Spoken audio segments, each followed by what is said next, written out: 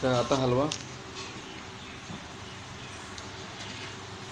पहिलं काय होतं, पहिलं किती हात हलायचा, पहिला केवढा हात हला एका बिलकुल हलत नव्हता. हलवून दाखव फक्त, पहिलं केवढं हलवायचं, पहिलं एवढंच हलायचं, एवढंच वर जायचं. आता किती हलतो, पूर्ण फिरवा. आपल्याला परत हा व्हिडिओ लागेल, पूर्ण फिरवा म्हणजे त्याच्यापेक्षा आता